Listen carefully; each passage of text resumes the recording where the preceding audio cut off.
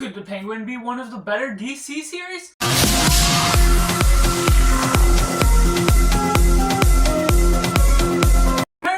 Welcome Cinema, where we focus on the film. I'm Josh, this is Simply Cinema. Let me know down in the comments below what you thought of the Penguin. Is it good, is it bad, or somewhere right in the middle? Let me know all your thoughts. Be respectful of other opinions down in the comments below. Make sure to like this video if you enjoy it. Subscribe if you haven't already to join in the film culture community where we talk about a lot of cinema as a whole. And getting right into synopsis. In the wake of Carmine Falcone's death, Oz tries to legitimize himself within the underworld of Gotham. Taking it right in positive, there's so many great things just dissecting this show as a whole. The dialogue feels authentic and really poignant to the nature of what you're doing with this criminal underworld.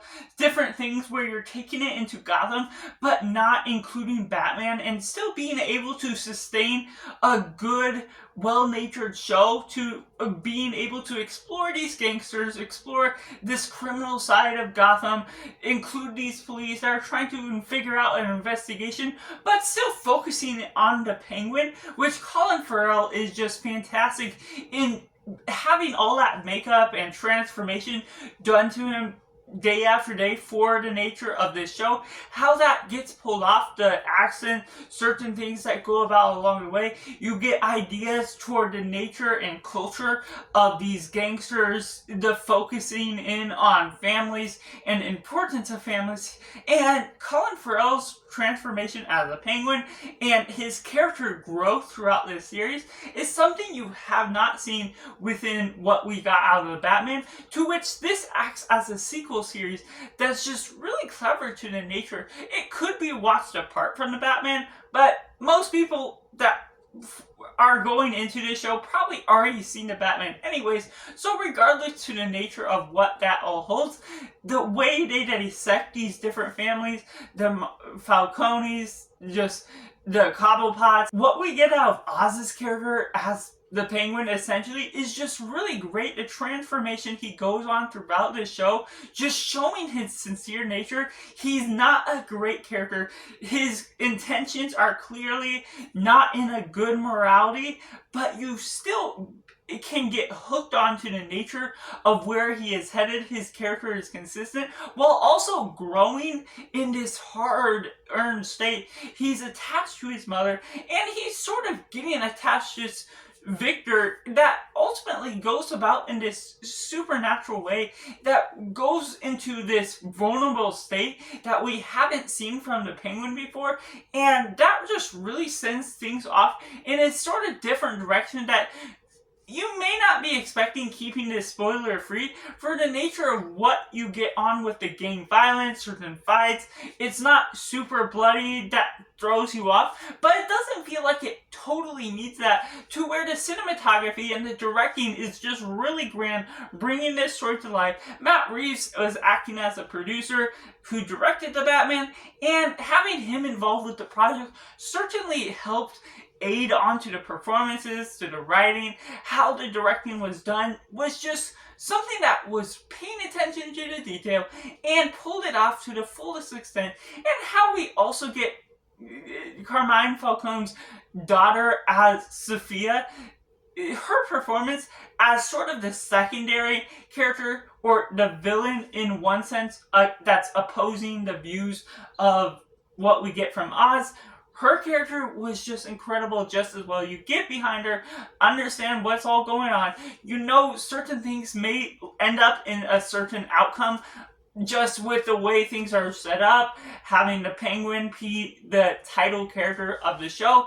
But it also leads to a direction I did not expect it to fully lead off, but was that much more poignant to the nature of what her character is, so much more devastating to what it could mean for her, how that all turns out in the end of the day. And you get these different victory laps with where she is going through ups and downs, through the nature of her character. You see the motivations, the drive that she is going for, the decisions she is making, certain betrayals she's getting within her family, certain things where you're not fully getting something that's great for her life, other things that are working out for her all the time, and she slowly begins to become her own person, her own character that's trying to take control and almost abandon the family legacy, which also takes me into discussing Frances, Oz's mother, how we get her connection, certain things you uncover from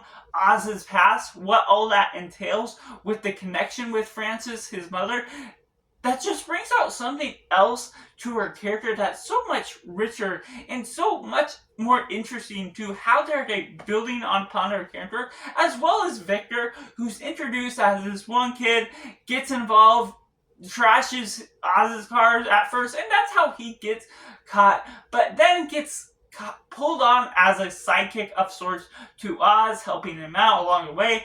Their growth together just works for the chemistry that is building between those characters, and also getting these other friends that were part of this guy Victor, and what that all entails, certain troubles that come about along the way with the gang, the criminals, that builds upon the idea and culture of the gangster world that gets you intrigued, especially if you're already a fan of crime or anything along those lines of film in general. So just the dissection, the way they go about all these character tropes, these ideas, that makes it feel more unique, even if it's something that's tackled on that we've seen before, inspired by something else in the crime genre.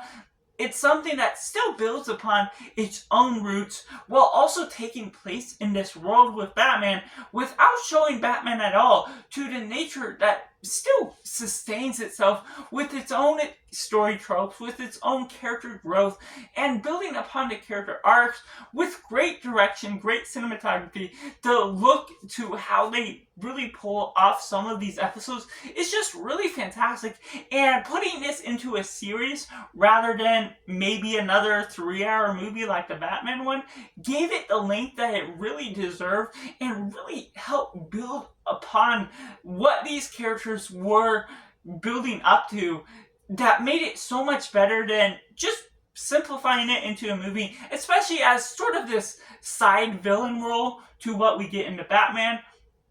Putting it on its own spin-off show, maybe not its own whole thing, but giving it his own space, his own time to grow, and not fully knowing where he may end up or how prevalent he will be in the Batman 2 movie, just makes it so much more intriguing to just follow along what is all going on with this show. That is certainly good. But taking it right into the mix elements, there's some moments of the show that do drag out. Not everyone will be a fan of slow moving stories, and so it won't ultimately work for everyone.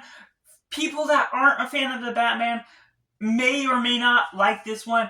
I'm a fan of the Batman, and there's certain parts of the show that still drag out more than I would like to with what you're getting out of the story.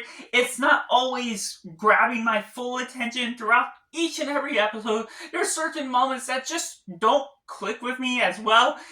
Even if they are good moments, have good dialogue for the show, certain things that maybe it's too deep for me, don't grip me with the culture that is all woven in within the story, but I still notice its good qualities. There's just some parts of the show where it just doesn't quite engage me for one reason or another, what grabs my attention for what I get hooked on at the end of the day. But that takes me into the negatives, to which there's, with that timeline, with certain things where the slight pacing might not be so great, there's ultimately some moments where it feels like it could be a longer show, and that's not to say that would slow down everything even worse, but each one is really adding in this length of 56 to an hour and 7 minutes or whatnot. The last episode is extra long, but it feels almost like it should be, each episode should be divided out a little bit better to be in exactly an hour length. And even with those 56-minute episodes, about 7 to 8 minutes of those are the credits, so that really take some of the detraction. It's still a lengthy show. It deserves certain amounts of runtime, but it feels still like there's a little bit missing from certain characters that could just add that much more touch of a flavor, that could build upon them slightly a little bit more, add a slight more motivation, or adding more to backstories, adding more to the present day, that could just add just that much more flair to what you're getting out of some of the story, out of the show. And so just some parts with that can detract a little bit just from the nature of what is all building up to, but ultimately that's most of my complaints that I really have to have for this show, which I have to rate this show a simply 7.5 out of 10. Let me know down in the comments below what you thought of Penguin. Is it good, is it bad, or somewhere right in the middle, and let me know your favorite episode of the show just as well. Make sure to like this video if you enjoy it, subscribe if you haven't already to join in the film culture community. We're talking about the love of cinema as a whole, and that's just all. And make sure to do yourself a favor and go watch a movie.